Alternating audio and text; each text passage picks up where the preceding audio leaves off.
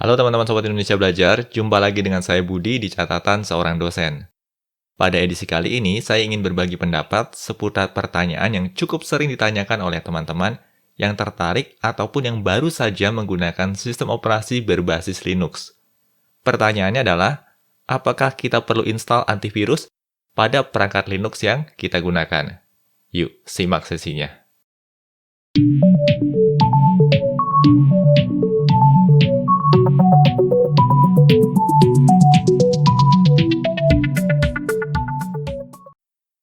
Oh ya teman-teman, sebelum memulai sesi ini, saya coba berikan pengantar terlebih dahulu agar apa yang akan saya sampaikan dalam sesi ini bisa lebih sensibel.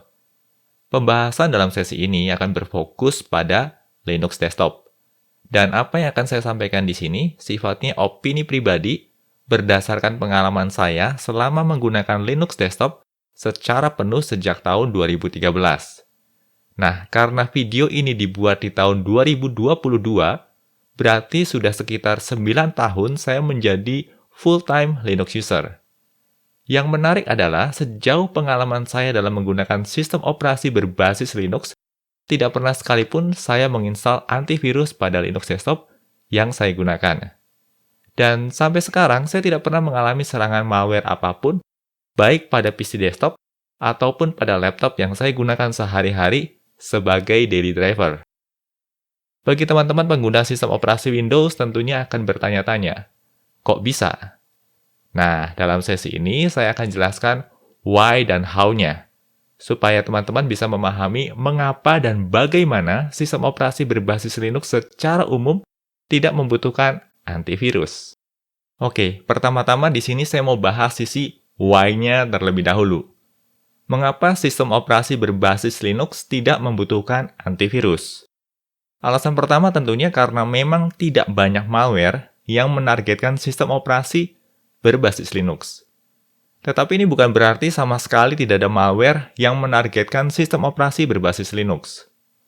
Lalu alasan kedua yang juga menurut saya menjadi alasan utama adalah karena model open source yang diadopsi oleh sistem operasi berbasis Linux. Pada model open source code dari setiap komponen yang membentuk sistem operasi berbasis Linux, mulai dari tingkat kernel, memang sengaja dibuat terbuka dan dapat diakses oleh siapapun. Nah, model seperti ini memungkinkan banyak pihak untuk melakukan audit terhadap source code tersebut. Dan seperti kita ketahui bersama, tidak ada satupun sistem yang benar-benar bebas dari celah keamanan, tidak terkecuali sistem operasi berbasis Linux. Dalam model open source, bila mana ditemui suatu celah keamanan, atau biasa seringkali diistilahkan dengan vulnerability, maka siapapun bisa turut berkontribusi untuk melakukan patching atau perbaikan.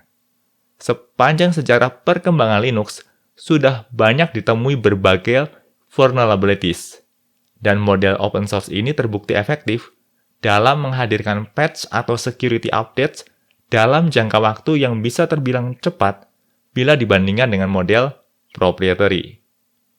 Nah, itu tadi sisi why atau alasan mengapa sistem operasi berbasis Linux secara umum tidak membutuhkan antivirus. Selanjutnya, saya akan membahas sisi how-nya. Hal-hal apa saja yang perlu diperhatikan untuk bisa tetap secure dalam menggunakan sistem operasi berbasis Linux walau tanpa dukungan antivirus sekalipun. Yang pertama adalah memastikan untuk selalu melakukan sistem update secara rutin, terutama sekali security update.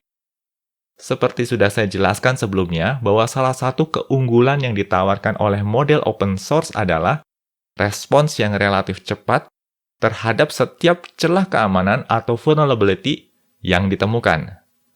Oleh karenanya, dengan melakukan update sistem secara berkala, tentunya akan dapat memaksimalkan tingkat keamanan dari perangkat berbasis Linux yang kita gunakan. Karena walaupun security update tersedia dengan cepat, tetapi bila kita tidak segera menerapkannya pada perangkat Linux yang kita gunakan, maka pada dasarnya kita sedang menggunakan perangkat dengan celah keamanan. Menurut saya pribadi, melakukan sistem update secara berkala bukanlah sesuatu yang sulit untuk dilakukan. Bahkan antivirus sekalipun memang mesti selalu diupdate secara berkala untuk dapat mengenali berbagai malware terbaru. Saya pribadi setiap hari selalu melakukan sistem update pada perangkat Linux yang saya gunakan sebagai daily driver. Hal kedua yang perlu diperhatikan adalah untuk selalu menginstal software atau packages dari official repository yang sudah disediakan oleh distro Linux masing-masing. Dan sebisa mungkin tidak menginstal software di luar ekosistem dari distro Linux yang kita gunakan. Bagi teman-teman pengguna Ubuntu Linux dan distro turunannya, tentunya teman-teman juga sudah tidak asing dengan istilah PPA atau PPA, yang memungkinkan kita untuk menginstal berbagai software yang memang tidak tersedia pada official repository. Atau bagi teman-teman pengguna Arch Linux dan turunannya, tentunya teman-teman juga tidak asing dengan keberadaan dari AUR atau Arch User Repository.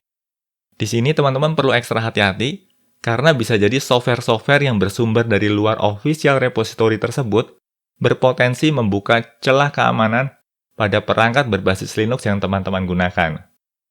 Lalu bagi teman-teman yang juga menggunakan Flatpak seperti saya, pastikan agar teman-teman selalu menggunakan official Flatpak repository. Beberapa distro Linux seperti Fedora dan Elementary OS menyediakan official Flatpak repository bagi para penggunanya. Selain itu, teman-teman juga bisa memanfaatkan generic Flatpak repository seperti FlatHub, yang memang sekarang ini sudah menjadi referensi utama bagi para pengguna Flatpak. Nah, itu tadi pendapat saya terkait pertanyaan, apakah perangkat Linux membutuhkan antivirus? Beserta penjelasan terkait why dan how-nya. Kalau berdasarkan pengalaman teman-teman sendiri, gimana nih?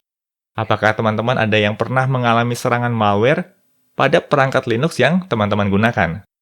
Ayo bagikan pendapat teman-teman dan pengalaman teman-teman pada kolom komentar di bawah ini. Dan bagi teman-teman yang menyukai atau juga mendapatkan manfaat dari sesi ini, teman-teman bisa memberikan like pada videonya sebagai feedback sederhana kepada saya. Demikian edisi catatan seorang dosen kali ini. Salam Indonesia Belajar, banyak belajar, biar bisa bantu banyak orang.